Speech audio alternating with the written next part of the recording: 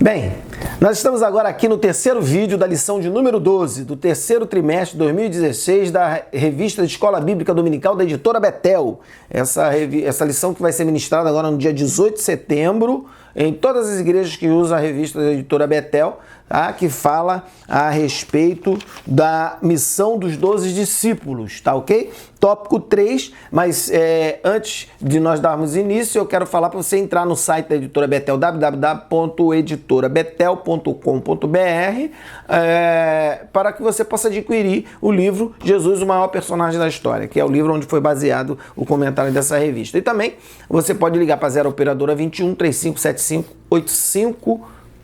Não, é 0 Operadora 21 3575 8900. Né? 85, é 0 Operadora 21 3575 8900. Irmão, tá complicado, né? Mas vai ficar bom. Jesus tá nesse negócio aqui com a gente, tá ok? Então vamos lá. Tópico 3. E diz os enviados para a missão. Olha só, Jesus ele teve o cuidado de dar alguns alertas necessários aos discípulos para que eles não fossem pegos de surpresa, tá? Então era necessário que eles tivessem ali alguma coisa para saber, né? Jesus dando algumas dicas para eles ali. Por quê? Porque era necessário que eles não fossem pegos de surpresa. Por quê? Porque eles estavam prestes a serem enviados, né, pelos termos de Israel, as cidades de Israel, né, aquelas cidades ali circunvizinhas da Galileia. Então é importante, quando você for montar um grupo de evangelismo aí na tua igreja, você ter esse cuidado de dar alguns alertas. Irmão, olha só, você pode encontrar uma pessoa mais hostil e tal, mas não se decepcione, é assim mesmo, a obra de Deus é assim, né? Então é importante saber isso. E aí Jesus começa, no tópico 3.1, por exemplo, nós vamos falar sobre os alertas contra as perseguições, né? Perseguições que certamente eles iriam, porque veja bem, era certo que nem todas as pessoas que eles iriam encontrar seriam acolhedoras, pessoas acolhedoras, né? Os discípulos, eles foram enviados como ovelhas aos lobos, pois mesmo indo pregar aos seus irmãos, né, de povo, vamos dizer, né, porque eles eram todos ali judeus, do povo escolhido por Deus, mesmo indo pregar, eles estariam sujeitos às perseguições. Então, sendo assim, eles deveriam se portarem de maneira o quê? Inteligente. De maneira inteligente, Jesus dá uma dica fantástica, olha, simples como a pomba, prudente como as serpentes, não é verdade? Então nós vemos aqui que Jesus dá uma dica para eles, olha, vocês têm que ter muito cuidado, têm que saber se comportar, até porque havia não só, né, as pessoas que não conheciam Jesus, mas havia também os religiosos da época, que viam o evangelho como algo que viria confrontar as suas doutrinas, confrontar os seus ensinamentos. Então, tudo isso era forma de eles, motivo, melhor dizendo, para eles estarem preparados para poder fazer aquele trabalho evangelístico, aquele trabalho de evangelização, né? A evangelização é uma verdadeira guerra, irmão. É uma verdadeira guerra pelas almas. E por isso que muitos servos de Deus, ainda hoje, são perseguidos e maltratados, sofrendo todo tipo de violência física, moral e ainda até tem muitas igrejas que têm sofrido processos judiciais, né, que visam destruir a obra realizada pela igreja. Então, nós sabemos que não só naquele tempo, mas hoje, nós vemos pessoas sendo mortas em alguns países, sobretudo os países da África, do Oriente, são mortas. Por quê? Porque estão ali pregando o evangelho, né? E às vezes você fala, ninguém mais morre pelo evangelho, pode não ser no Brasil. Mas mesmo no Brasil, existem igrejas que são perseguidas. Existem igrejas que estão em determinadas localidades onde a vizinhança processa a igreja. Eu acho interessante que às vezes tem lugares onde tem bailes, fazem festa, barulhado e tal. A igreja não pode tocar um hinozinho mais alto, não pode passar um pouquinho do horário, que já vem gente em cima, criando problema, questionando. O que é isso, irmão? Isso aí tudo é para calar a boca do evangelho, da igreja na pregação do evangelho. Como, por exemplo, olha só que coisa interessante, você pode ver, algumas cidades, municípios do Rio de Janeiro, existem leis né, que proíbem uma determinada altura dos cultos, tá entendendo? Em contrapartida, você às vezes numa escola de samba toca o samba a partir de outubro no Rio de Janeiro, começa a concorrência pelo samba que vai ganhar, entendeu? E é direto, irmão, todo final, às vezes começa na quarta-feira e para só segunda e terça, e quarta-feira até domingo, segunda e terça para até, e aí aquela barulhada tremenda, ninguém reclama, ninguém fala nada, mas bota lá uma igreja para fazer um culto lá. É verdade? E o culto de igreja geralmente acaba 9 horas, não passa muito 10 horas, né? E esse pessoal vai até de madrugada. Então por que só tem processo para a igreja? Por que só tem lei de decibéis para a igreja? Isso não é uma coisa natural, isso é uma coisa espiritual, é uma perseguição espiritual. A gente sabe que o mundo, a nossa luta não é contra a carne nem contra o sangue. A nossa luta é uma guerra espiritual. Então, é importante a gente estar preparado para essas situações adversas, né? Nós sabemos que quando nós escolhemos fazer a obra de Jesus, sendo assim, de certa forma, colaboradores dele, não é verdade? Sendo os colaboradores dele, nós sabemos que seremos, de certa forma, confrontados. Seremos, de certa forma, perseguidos. Isso haverá perseguição, haverá confronto. Por quê? Porque nós vamos, naturalmente, acabar passando por diversos sofrimentos, por situações impostas pelos instrumentos do maligno. Pessoas que, às vezes, não sabem nem por que está fazendo aquilo, irmão. Sabia? Tem gente que persegue a igreja, não sabe nem por que está fazendo. Na verdade, são instrumentos de Satanás. Então, quando a gente escolhe ser um colaborador de Cristo, nessa obra de ganhar almas, de achar as almas perdidas, nós vamos ser perseguidos, sim. Nós vamos ser confrontados, sim. Infelizmente, nós seremos por pessoas que são instrumento e que muitas vezes nem sabem por que estão fazendo aquilo. Então, nós devemos estar dispostos a perder o que for necessário para que a obra de Deus seja realizada. Irmão, quando a gente escolhe seguir a Jesus, a gente tem que abrir mão de uma série de coisas. Tem pessoas que têm perdido a vida, irmão. Tem pessoas que têm perdido a vida para poder o quê? Para poder fazer a obra do Senhor. Não é verdade? Então, meus irmãos, nós sabemos que é muito difícil isso, mas a igreja de Cristo e nós, como igreja de Cristo, estamos aqui para quê? Para a realização desta grande obra. Tópico 3.2, dificuldades e recompensas. Irmãos, olha só. É importante falar que a partir do momento que nós aceitamos a mensagem do Evangelho, os problemas de relacionamentos começam a surgir, principalmente no seio da nossa família. Isso é uma realidade. É verdade? Isso, infelizmente, é uma realidade. Muitas vezes a família ela não aceita ser preterida em algumas situações por causa do Evangelho. Por exemplo, uma pessoa, vai ter um negócio lá na minha casa, um aniversário, olha, eu não vou poder ir porque eu tenho que ir para a igreja, ou vai ter um evento especial na minha igreja nesse dia, ou eu vou ter que fazer parte de um grupo de evangelismo, eu estou escalado para fazer alguma coisa, enfim, a família muitas vezes não entende isso, que você, você não vai estar, não vai nos visitar, não vai vir aqui e tal, não, eu tenho que ir igreja. Então, meus irmãos, isso acontece demais, não é verdade? As pessoas que acabam se encontrando em situação difícil por causa disso, porque a família não aceita essa situação de você agora valorizar o Evangelho na tua vida, né? Então, quando nós escolhemos ficar com Jesus, nós devemos entregar nas mãos dele os nossos relacionamentos familiares. E aí ele vai tratar, não é verdade? Para que os nossos familiares entendam a nossa nova escolha. Não adianta você brigar com a sua família. Aqui ninguém está falando que você tem que brigar com a sua família.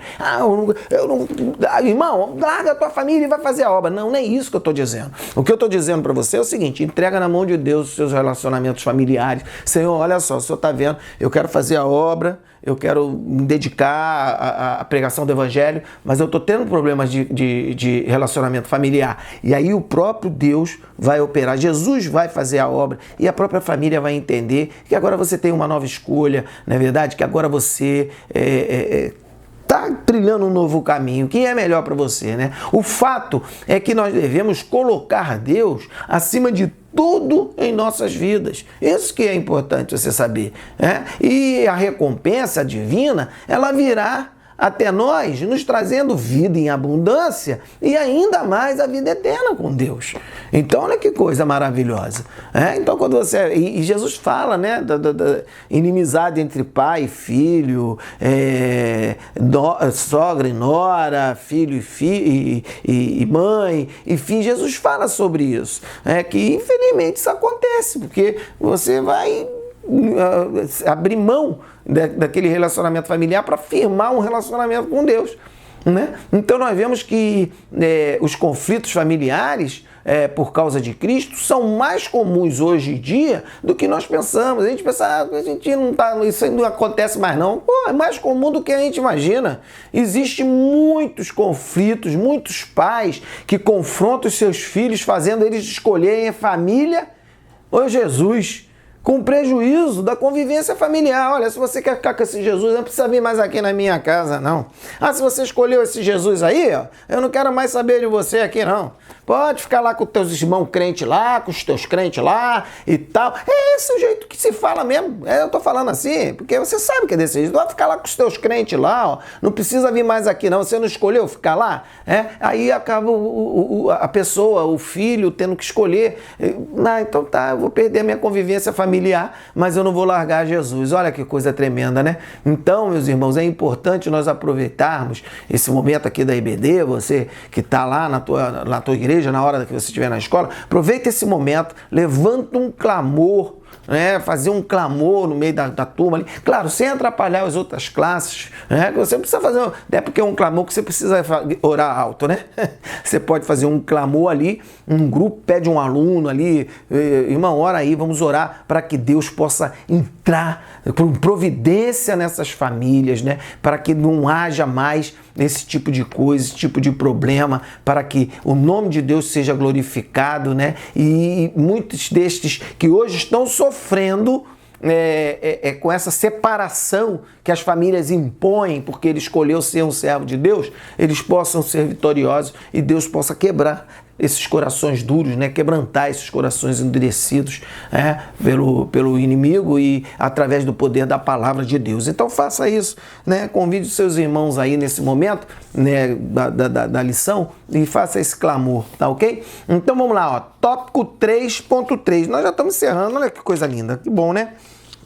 A partida para o trabalho. Então, esse é o tópico 3.3. Depois de preparar, dando para os seus irmãos as advertências, né, os discípulos, né, depois que Jesus os preparou, já estavam preparados, receberam o preparo, receberam também as advertências, né? Jesus agora, ele vai apresentar para eles a obra que eles tinham que realizar. Por quê? Porque eles estavam aptos. Eles foram preparados, foram ensinados direitinho, foram advertidos, e aí agora fala assim, agora vocês estão aptos. Agora vocês já podem ir. Você já sabe tudo que pode acontecer, já sabe tudo que tem que falar, tudo como tem que agir, vocês já sabem tudo. Agora vocês vão. Então por quê? Porque eles já estavam aptos para realizar a obra de Jesus. Então, em sua narrativa, nós podemos ver que a respeito disso, Lucas, ele dá maiores detalhes acerca do sucesso do trabalho realizado pelos discípulos, diferente de Mateus. Mateus não dá muito detalhe. A narrativa de Lucas em relação a isso, nós já até falamos já na lição passada, citamos um texto de Lucas. Por quê? Porque Lucas, ele foi mais detalhista na apresentação desse evento. Então nós vemos que Lucas, ele dá maiores detalhes acerca do sucesso do trabalho realizado pelos discípulos, mostrando passo a passo a sua trajetória e também a alegria com que eles voltaram para Jesus, contando as maravilhas que viram e que realizaram. Então, ele mostra ali, né, o passo a passo, como eles fizeram, né, aquela questão de chegar, dar paz, aquela questão que Jesus falou, sai, bate, não traz nem a poeira da casa do camarada, enfim. Então, Lucas, ele dá muito mais detalhes do que Mateus dá. Né? Então, e dá também a alegria deles quando eles retornaram e encontraram com Jesus, eles ficaram extasiados do que eles viram, né? E quando eles regressaram, eles contaram para Jesus tudo o que eles tinham feito. O texto de Lucas 9:10, ele diz assim: e tornando-os consigo, retirou-se para um lugar deserto de uma cidade chamada Betsaida. Então eles saíram com Jesus para ali e foram contar para eles o que eles tinham visto, como eles tinham achado maravilhoso, como eles se alegraram com tudo aquilo que eles viram, com tudo aquilo que eles fizeram. Então foi uma coisa maravilhosa, né, cara? Como é que foi positivo, meus irmãos, aquilo que eles fizeram ali. Eles falaram, né? Poxa, nós expulsamos demônio, nós curamos enfermos, aquela alegria, aquela felicidade por tudo aquilo que eles realizaram. Então, meus irmãos, muitos crentes hoje em dia usam como desculpa para não evangelizar o fato de que precisam de orar, de se preparar. Não estou pronto não, tenho que orar mais, tenho que me preparar mais, não dá para eu sair para evangelizar, tu sabe como é que é o pessoal do mundo, eu não sei se eu vou saber falar, não sei. Isso é desculpa, irmão. Eles contam isso como desculpa para não evangelizar, mas o mais impressionante neste evento é que mesmo havendo perseguição, os discípulos voltaram felizes, vitoriosos com aquilo que viram e fizeram. Então, irmão, isso é que é o mais fantástico. Irmão, existe um texto na palavra de Deus. Eu vou falar para você agora esse texto. Se encontra lá no Salmos, no livro dos Salmos, no Salmo de 126, versículos 5 e 6. Ele diz assim: os que semeiam em lágrimas cegarão com alegria. Aquele que leva a preciosa semente, andando e chorando, voltará sem dúvida com alegria, trazendo consigo os seus molhos. Irmãos, esse texto, ele encerra com chave de ouro o comentário dessa lição que fala a respeito da missão dos 12 discípulos, a missão da igreja, né? Então, que verdadeiramente você não esqueça esse texto. Vou falar de novo: os que semeiam em lágrimas cegarão com alegria. Aquele que leva a preciosa semente, andando e chorando, voltará sem dúvida com a alegria, trazendo consigo os seus molhos. Salmo 126, versículos 5 e 6. É isso aí. Estamos encerrando aqui o vídeo de número 3, da lição de número 12, né? Que Deus possa te abençoar ricamente. E a nossa conclusão diz assim: a missão dos 12 discípulos é a nossa missão, pois somos uma extensão deles. Quantos deram suas vidas por fidelidade a Jesus Cristo, por amor a nós, para que o Evangelho atravessasse gerações e nos alcançasse. Agora cabe a nós continuar a cumprir essa missão. Amém, meus irmãos? É isso aí. Deus te abençoe. Se você gostou desse vídeo, curte esse vídeo, compartilha, fala com teus amigos aqui do Evangelho Claro e não deixa de entrar lá no site da Editora Betel. A Editora Betel, ela tem sido nossa parceira aqui nos vídeos de comentários da revista de Escola Bíblica Dominical. E aí, se você estiver entrando lá, comprando os produtos da Editora Betel, a Bíblia do Culto, o Inário Betel, você vai estar, então, ajudando também aqui o canal Evangelho Claro e nós vamos então passando esses comentários da revista para você. Ok, meu querido? Eu espero que você tenha gostado. Não deixa de curtir e não deixa de compartilhar, ok? Fica conosco aqui no Evangelho Claro, o Evangelho como Jesus nos ensinou. Tenha um dia de paz em Cristo.